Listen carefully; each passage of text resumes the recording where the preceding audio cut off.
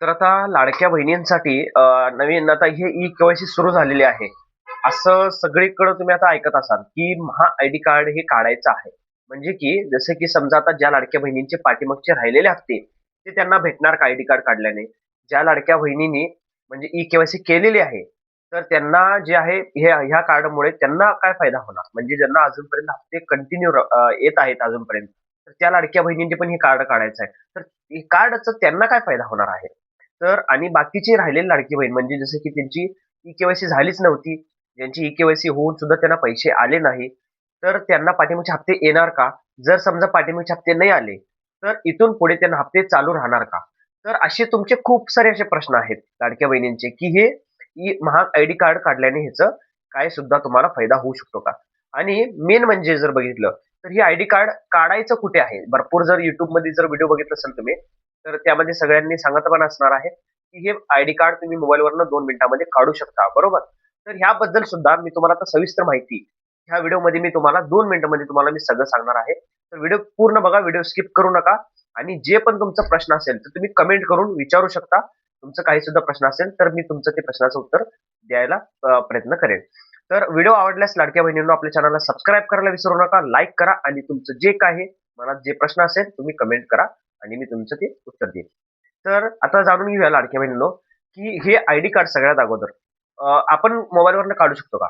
मोबाईलवरनं काढू शकतो ID card, but ऐकून घ्या.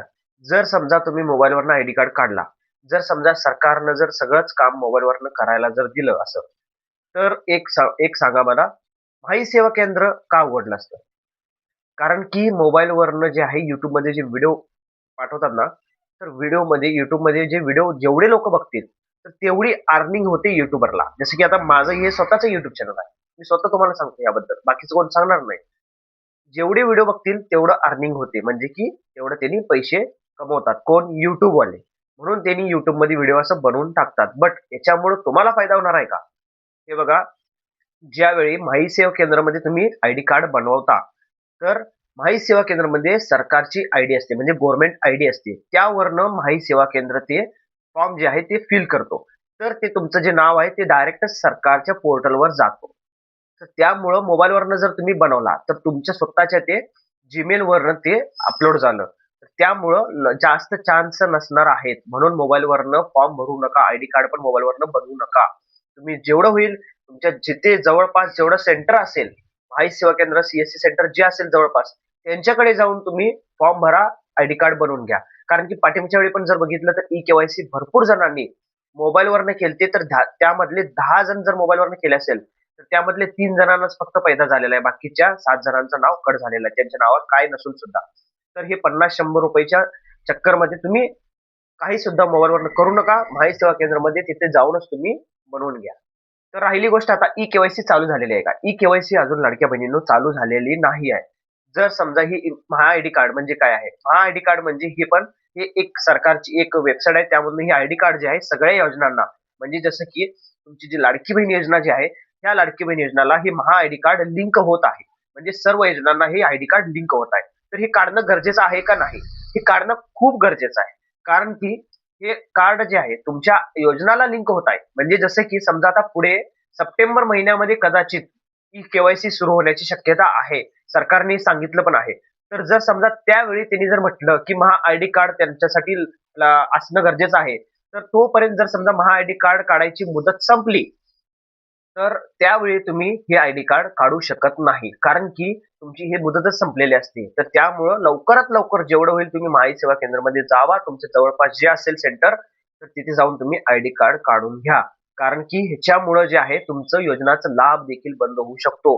आणि हे फक्त लाडकी बहीण योजनेसाठी नाहीये. हे पी किसान जे शेतकऱ्याचे जे पैसे येतात त्यासाठी पण आहे. हे जर बघितलं तर तुम्ही पेन्शनसाठी पण आहे. त्यानंतरनं जर बघितलं तर अपंग पेन्शन जे येते त्यांना सुद्धा हे काढायचं आहे.